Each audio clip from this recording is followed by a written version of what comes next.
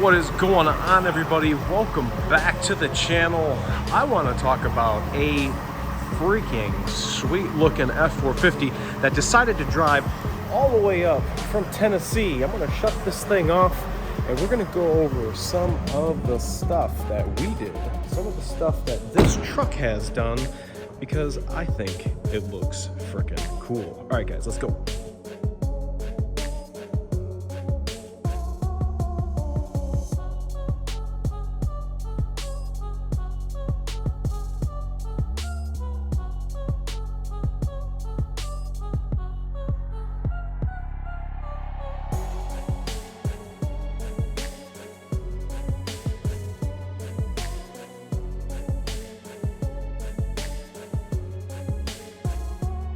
All right, everybody, thanks so much for coming back and checking us out. Make sure to hit that like and subscribe right here.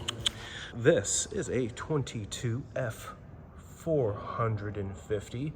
Freaking really like it. I'm not a fan of like this whole stuff when there's big, I guess more 4x4s looking tires, the real wide ones. I don't have a problem with these. They look pretty dope. Big king coilovers. Got some wheel spacers on there. Look at these things. I remember working on a 650, 750 one time. It was actually my first upper oil pan. And I was working, you know how you can take the stuff out of the 650, 750s like right here and work more into the frame of the vehicle. Man, no joke. I just, just walking up to the vehicle and boom, right into my kneecap. Oh man, I had a bad case of bursitis. Oh, that hurts so bad. Oh, so yeah, if you have those, make sure you're careful because they're definitely gonna hurt. Check out this one. You guys have heard of PMF. That's where we got our Fox shocks. Well, I'll go down briefly, tell you what the customer did before, because I know you guys are gonna ask a whole bunch of questions. What size tires are these? What size are they? That I don't know, but we're gonna find out right now. They're 37s by 18 and a half. Right there, all right? So he has 15,000 miles on it. He has 2.5-inch king coilover conversions. King dual stabilizer. Looks pretty nice. Come over here. He's got the PMF 3-link radius arm. So that's completely different. We usually, lift the vehicle right along the radius arm. So a couple different lift points. Got to be careful. Take note of that. What else do we have? Oh yeah. Come back over here. We have the PMF trailing arms.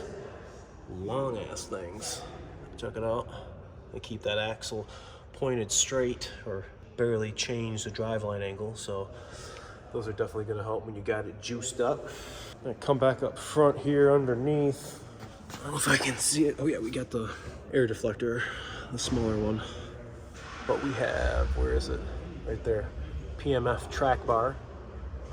Pretty dope. Pretty dope. I think back here, where is it? Oh yeah, right here. Check it out. We got the Horn Blasters train kit. Took out the spare tire. I like them. Look at those shocks. Those are crazy. Hell yeah. Where is, okay, there are the airbags, and he's got an onboard compressor. I don't know where the compressor is. Oh, I guess that one for the horn, maybe? I don't know. Damn, look at these meats.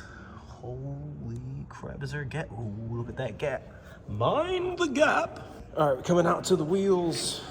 24-inch JTX forged wheels. Those are pretty cool. I like them. I like how deep dish they are. Look at them things. Golly. And they're wrapped in 37-inch Nitto ridge grapplers. Already gave you the tire size. Suited with the Banks Monster exhaust, which we're gonna go right over and up to the engine because that is going to accompany the Banks big ass air filter. Just did the bronze pusher intake. Looks sick. Clamps, boots, everything orientated correctly so it doesn't look all mismatched. I like it. Truck came in with the smaller CCV box, so that's cool. He does not have upfitter switches when he got it. So what he does have is something like that. It looks pretty factory. Kind of bolts right into the panel there. I like the way the buttons push. Huh, I've never seen that before. I wonder what the name... This is called the Switch Pro Controller and Swarf Works Overhead Console Mount. I've never seen that before. I kind of like it. Looks good. Banks, iDash, and pedal monster. Can't go wrong with that. And I have a question, now that I just got out of this truck. Factory running boards or amp? What would you guys choose? If you guys had a choice and could add on factory power running boards, would you? Stay tuned to the channel because it is coming, following the multi-contour seats that I've been trying to install as well. I like the rear lenses. Marauder man, I liked yours better. We're gonna have to do that. Paint match the platinum to there. We have some flush mounted bumper rigid lights. And what else I thought was pretty cool is he has a power bed cover. How kick-ass is that? Man, freaking awesome. I really like that. Keeping it clean, got the fifth wheel, gooseneck. I can dig it. I like the black plate. Ooh, oh, is that even metal? I don't know. In the black, I like it, I like it. What else do we have? So we have these in the rear. He's gotten these tinted out back. The amber. And they took apart the headlights. I would be scared having to do that if never seen a procedure to do that, if they got to actually put them in an oven or if they use a heat gun to separate it. But I think that would make a good video because I have never seen that before. And the grill, full chrome delete, color match. Took all the stuff off and color matched everything that would have been chrome. And then we got some infinite rock lights. Where? Oh, they're right there. Ooh. I don't want to turn my man's lights on, but he's got a whole bunch of rock lights on. All the stuff that he did coming here, we did some, well, checked for some updates. There weren't any updates, but adding on the pusher hot side, pusher cold side, and their awesome flowing intake. That is not good. We don't want this curved flow like this. We want it to be a straight shot into the engine. We want thermodynamics, the efficiency. I may have said that wrong, but ooh, that phone's green? I like that green phone. I've gotten a bunch of stuff already prepped for installation, but check out the intake manifold that pusher gives you. All right, I want you to look at what comes off, just what comes off the truck. Now here are the two side by side. All right, you can clearly see they're very similar in shapes.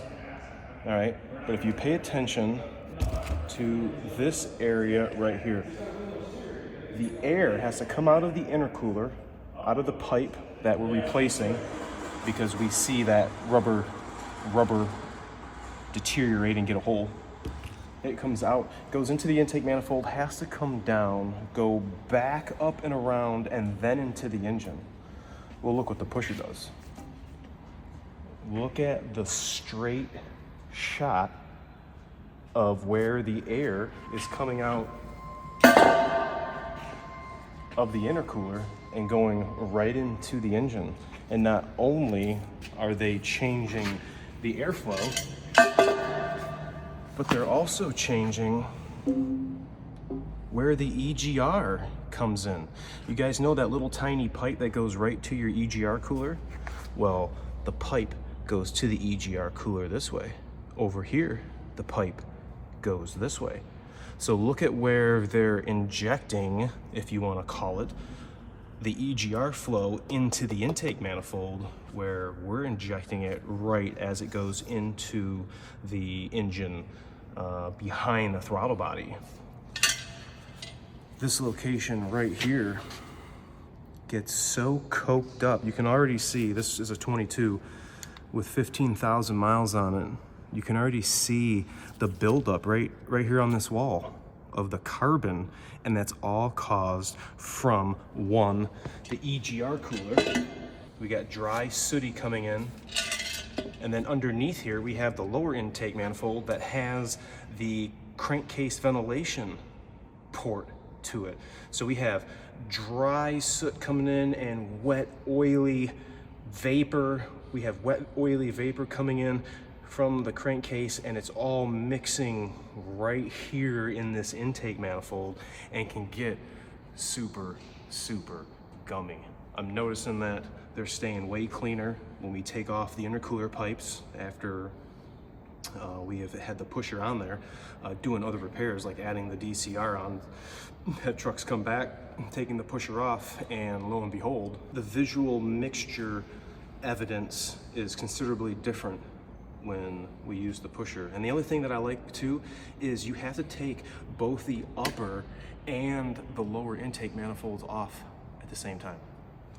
Check out what pusher's done.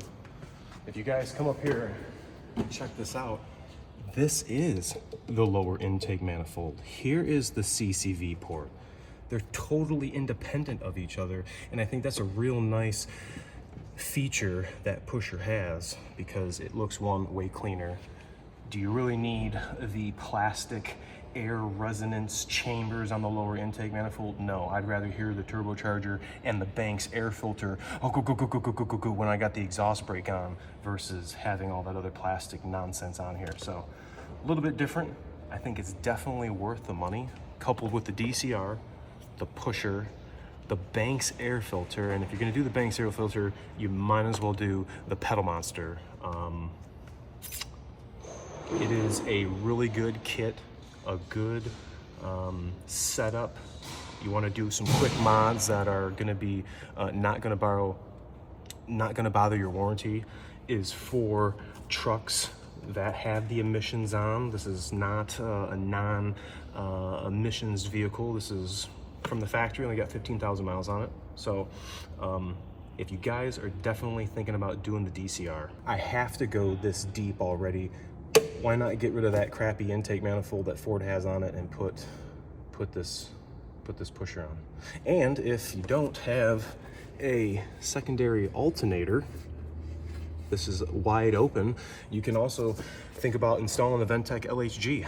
And if you guys are interested, I'm gonna put a link in the description of this video, and you guys can check out what I installed right in the factory location that not only is gonna help heat your engine up, the passenger compartment likewise, but also is going to help keep your engine at operating temperature, so that we can have heat for the engine, heat for the after treatment. And if we have heat, because the diesels want heat, they work on heat of combustion. Heat is what cleans out our DPF. Heat is what keeps our engine running, and we don't meet operating temperature in an allotted time, then we're gonna have issues. Carboned up, coked up, problems with the after treatment. So a lot of good things for these Power Strokes. And yeah, we'll put all the links in the description. I talked and showed you the difference between the stock and pusher. There's no joke. It is the 3 triple threat that you want to get: the Banks, the pusher, and last but not least, the H&S DCR. One of the biggest problems the 6.7 has, if you're going to take the intake off, you might as well get rid of that curlicue airflow, get you a better intake, and if you're doing the pusher, you got to get the color matched pipes and get rid of that crappy rubber duct and upgrade with the pusher kit.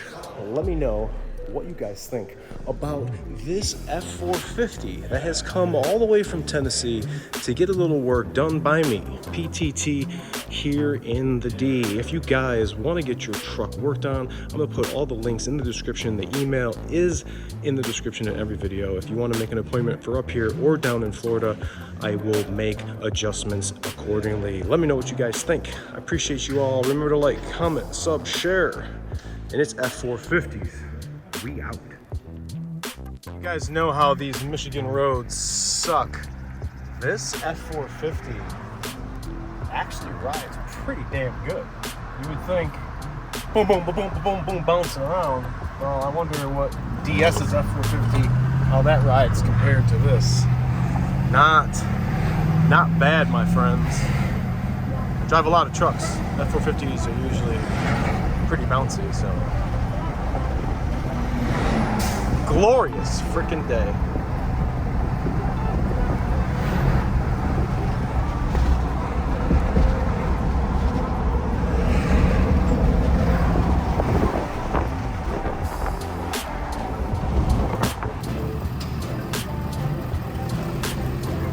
Another satisfied customer on his way back home. See ya, Chris. Nice meeting you. And you're 22 Tremor. Platinum. Super Duty. I fucked that up.